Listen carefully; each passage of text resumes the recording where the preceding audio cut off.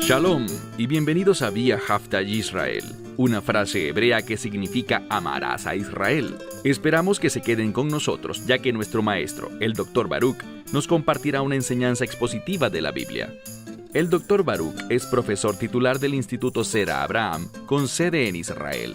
Aunque todos los cursos en el instituto se imparten en hebreo, el Dr. Baruch se complace en compartir esta enseñanza en inglés con doblaje al español. Para más información, visítenos en amarasaisrael.org o descargue nuestra aplicación móvil Mi Estudio Bíblico. Aquí está Baruch y la lección de hoy. Is God angry with you? ¿Está Dios enojado contigo? Quizás tu primera respuesta sea no lo creo. ¿Por qué habría de estarlo? Bueno, la pregunta que debes hacerte es una muy sencilla. ¿Estás seguro de que tu vida refleja el carácter de Dios? Porque si no es así, entonces Dios sí estará enojado contigo. Sé que decir esto no es popular. Mucha gente piensa que no debemos hablar de que Dios se enoja. Pero cuando vemos la palabra de Dios, Él sí que se enoja. Dios se enfurece, y la mayoría de las veces con su propio pueblo. Dios se enoja, pero por supuesto, Él nunca peca. Por eso debemos mirar nuestra vida de una manera muy realista. Tenemos que hacernos transparentes ante nosotros mismos. ¿Y cómo lo hacemos? Pidiéndole a Dios que nos enseñe la verdad, que nos revele cuál es su perspectiva de nuestra vida. Un día la sabremos de manera perfecta. Pablo habla de eso en su primera epístola a los Corintios, pero si eres sabio, vas a querer saberlo hoy mismo. ¿Por qué? Para poder responder de la manera adecuada y que tu vida esté en una condición con la cual Dios no se enoje, sino que se regocije por ti, porque te conviertes en un motivo de alabanza para Él. Toma tu Biblia y ve conmigo a la profecía de Oseas, capítulo 12. Vamos a leer un último verso antes de entrar al capítulo 13, y la razón por la cual estoy hablando sobre la ira es esta, porque Dios estaba enojado con Efraín. Y ¿sabes qué? No creo que tú y yo seamos tan diferentes de Efraín. Dios puede estar enojado con nosotros muchas veces porque caemos en pecado. Tendemos a vivir conforme a lo que nos parece lógico, en vez de apoyarnos en la revelación de la Escritura. Leamos en el versículo 15 del capítulo 12. Y Efraín lo hizo enojar. Es todo lo que dice. El contexto indica que él hizo enojar a Dios. ¿Cómo?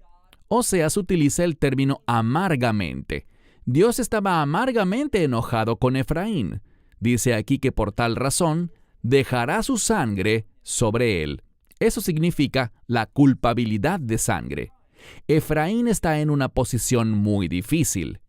Pasará por un tiempo en el que su culpabilidad de sangre quedará sobre él.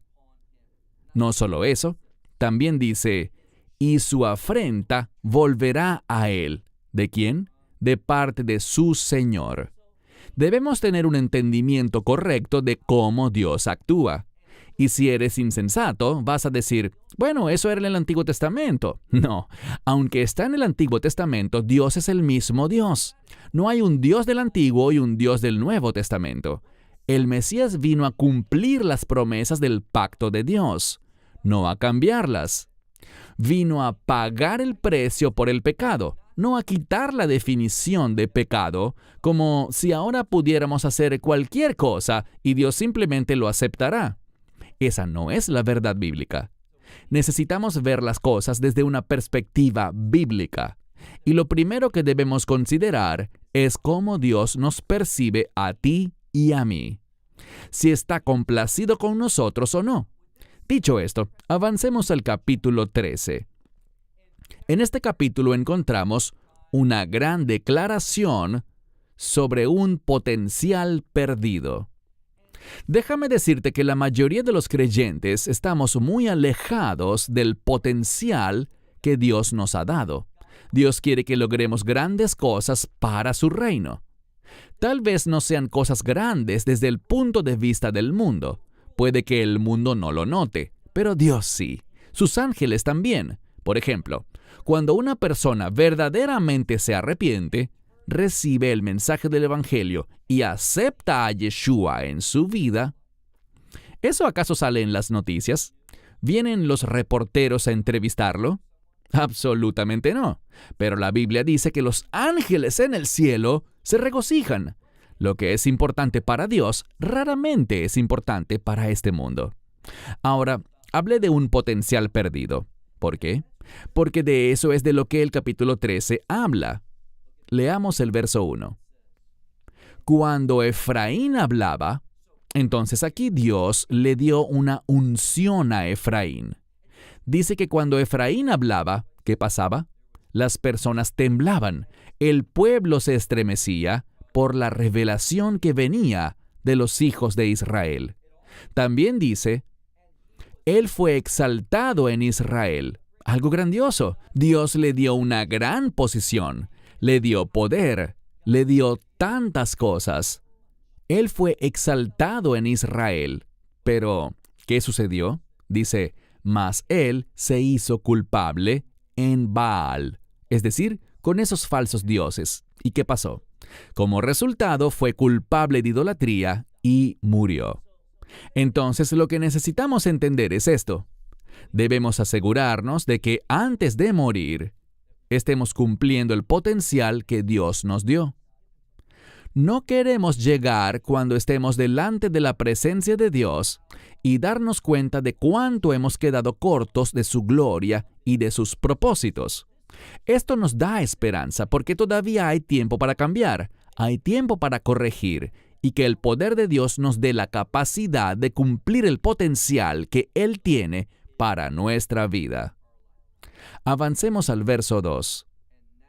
Y ahora, dice, siguieron pecando, haciendo para sí, fabricaron para sí mismos estas imágenes de fundición de plata, de su plata, y las hicieron conforme a ¿qué?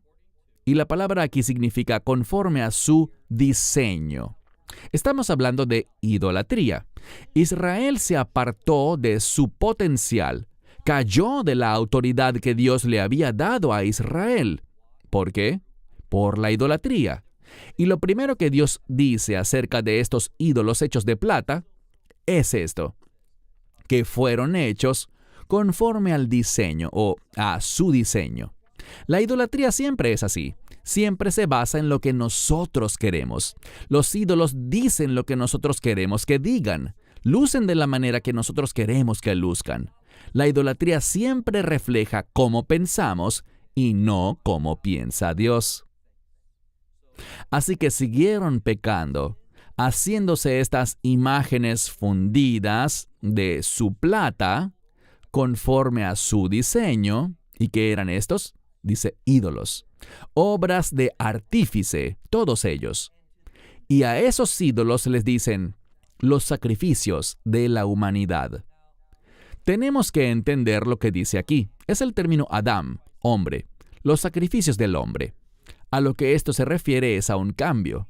De acuerdo al judaísmo, hablamos de Korbanotav Shel Hashem, las ofrendas de Dios.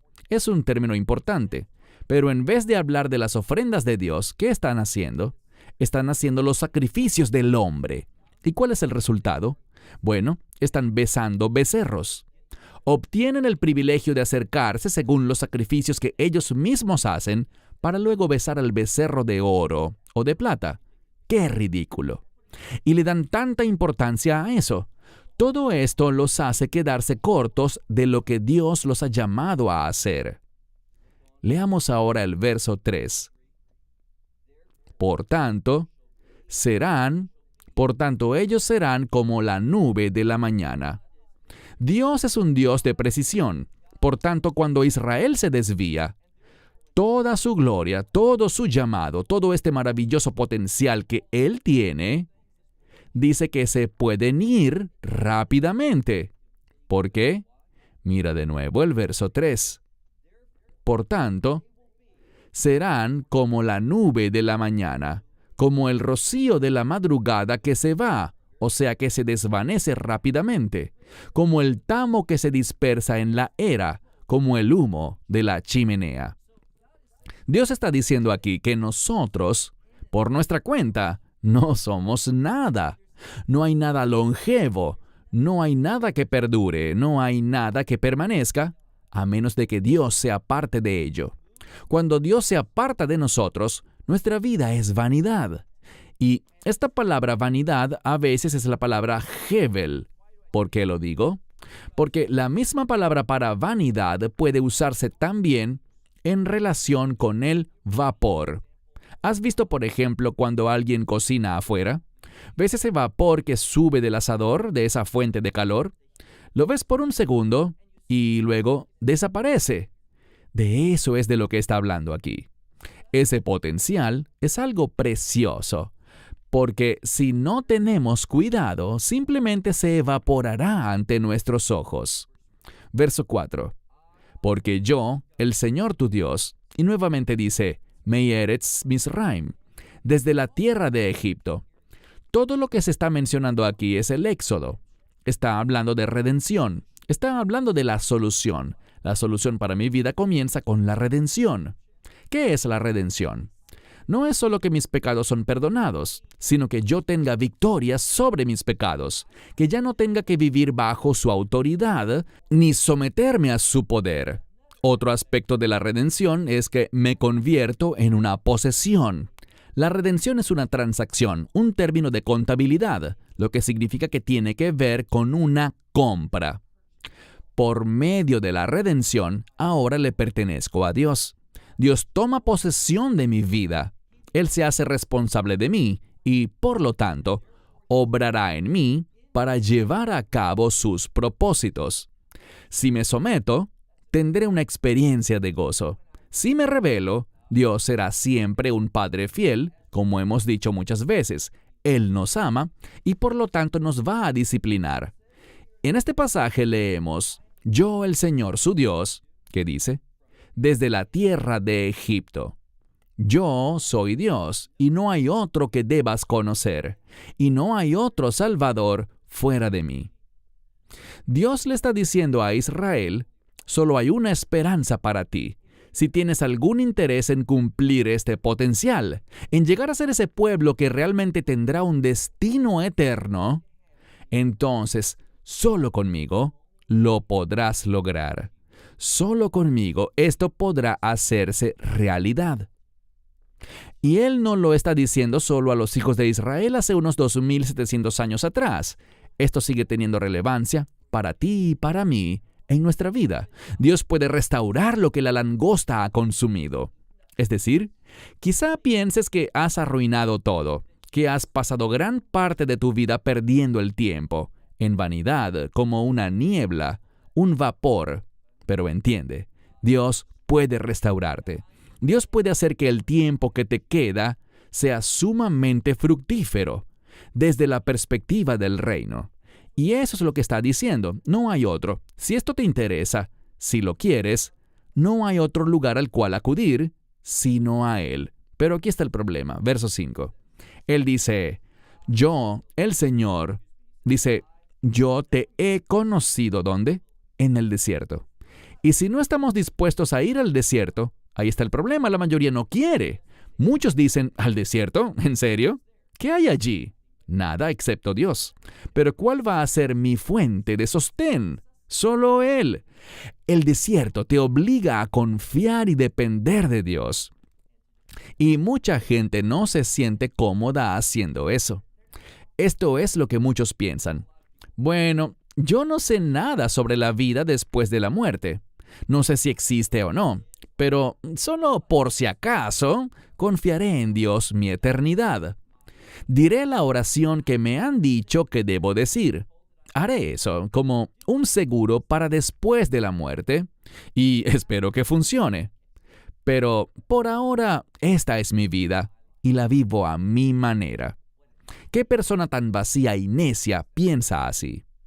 ¿Qué dice Dios? Mira otra vez el texto. Dice en el verso 5, yo te he conocido. ¿Dónde? Te he conocido en el desierto. Dios nos reconocerá cuando lo reconozcamos y confiemos en Él. Dice, ¿en la tierra de qué? Esto significa en tierra de gran sed. Solo cuando nos damos cuenta y tenemos un deseo verdadero, una verdadera sed de Dios, es que Él se manifestará. A Dios no le interesa ser parte de tu vida solo cuando es conveniente para ti, o cuando tienes problemas, o cuando estás en soledad. Y quieres que Él esté allí, pero el resto del tiempo lo manejas tú. Ese no es el tipo de persona a quien Dios busca. Dios busca a quienes verdaderamente tienen sed, un deseo intenso por su presencia. Verso 6. En sus pastos se saciaron. ¿Qué está diciendo?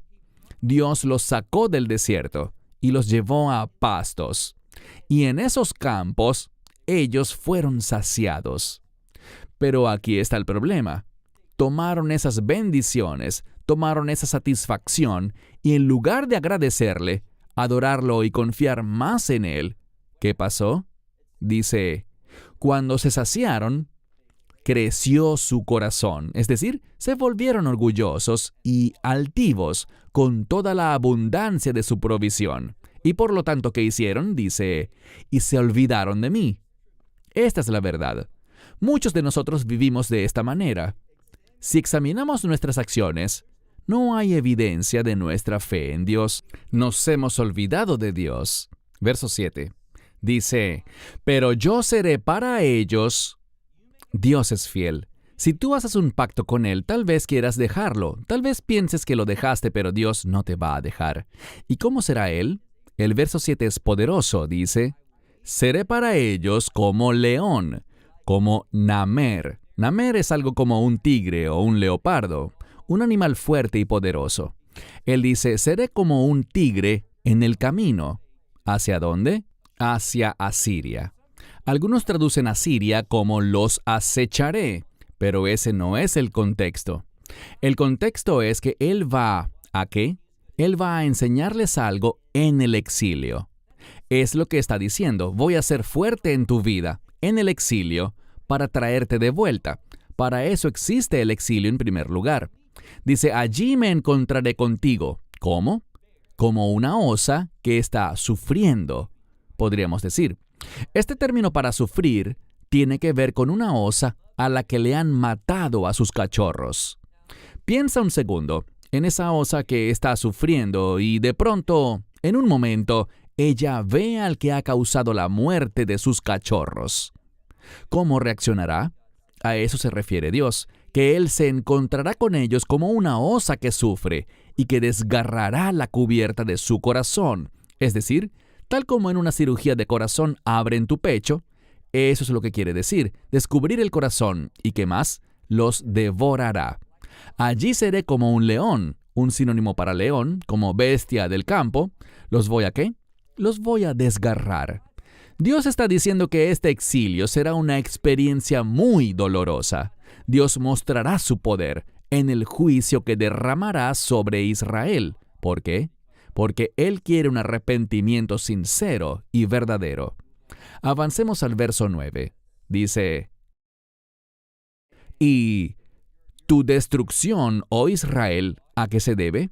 A que no se han dado cuenta de que conmigo está tu ayuda. Porque yo estoy. Verso 10. Comienza diciendo simplemente eso. Yo estoy.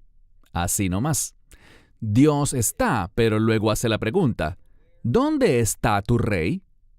¿Te salvará Él en todas tus ciudades? Y tus jueces, de quienes dijiste, dame rey y príncipes. Él dice, ¿qué tal les fue con eso?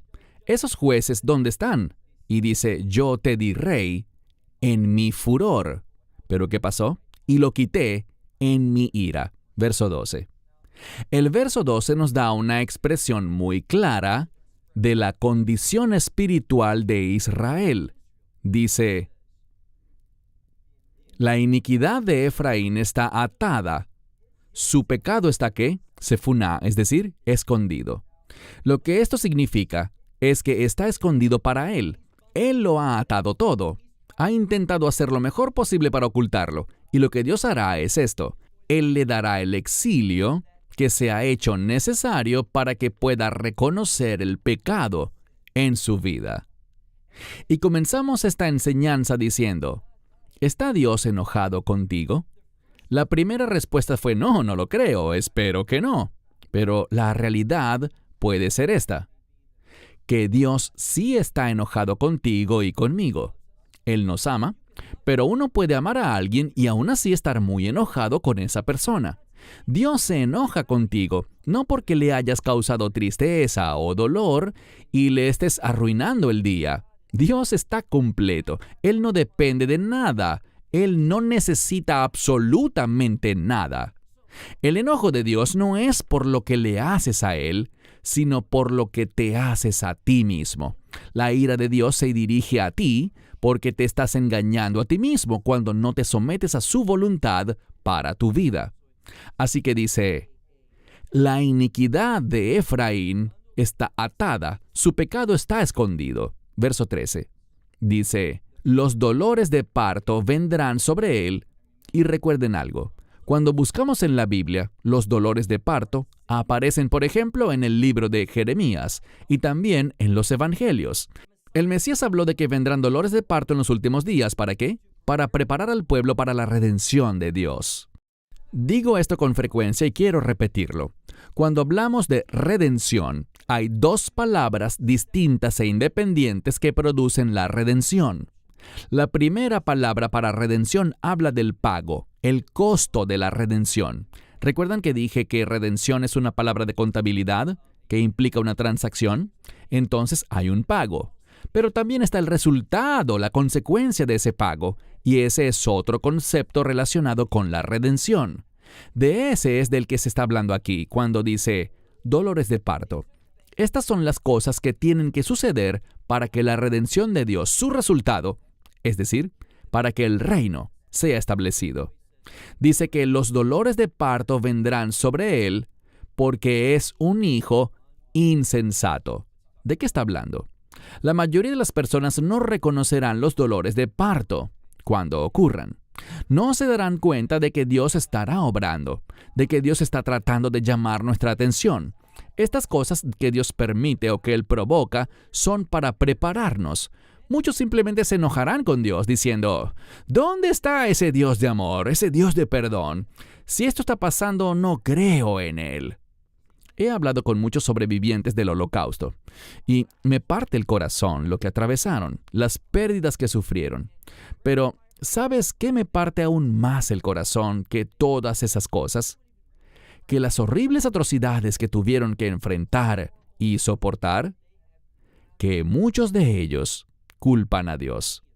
Muchos ya no creen en Dios. ¿Por qué? Porque lo culpan a Él por todas las atrocidades de los hombres. Verán, la verdad es esta. No es algo popular, la mayoría de los rabinos no dirán esto, pero quiero que lo oigas bien, y es lo siguiente.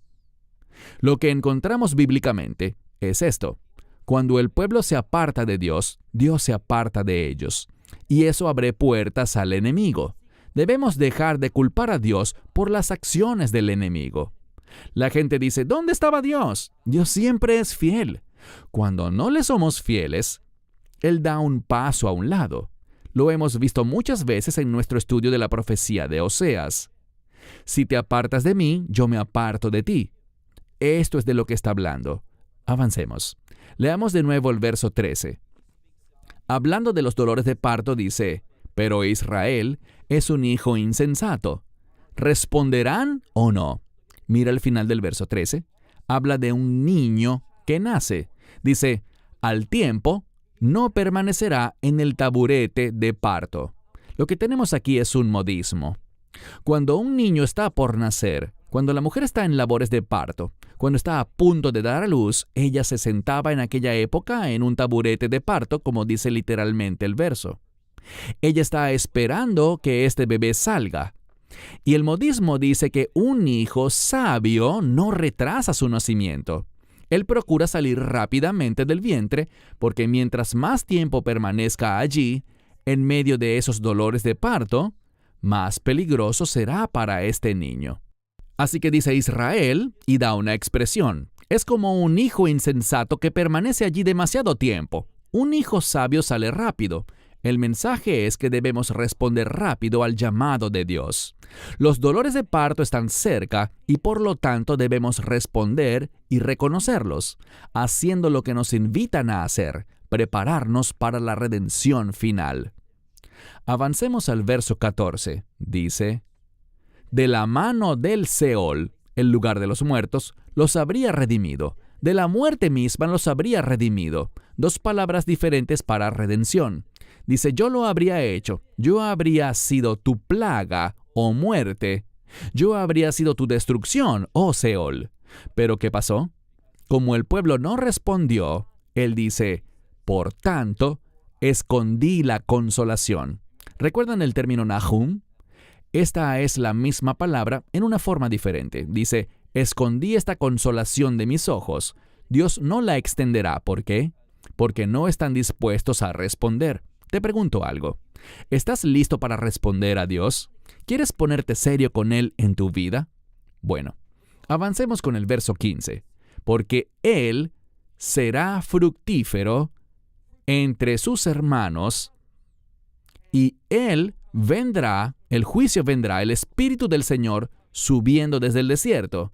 Y Él secará, ¿qué? Secará la fuente, el manantial. Él destruirá el manantial y será destruido el tesoro de todas esas cosas preciosas por las que antes se enorgullecían. ¿De qué está hablando este verso? Este verso habla del hecho de que a pesar de que Israel haya sido próspero por un tiempo, aunque las cosas hayan ido muy bien, les pregunto, hoy en día, si ven a Israel, todo está floreciendo. Comparado con otros países, tienen una excelente economía. La construcción avanza como en ninguna otra nación.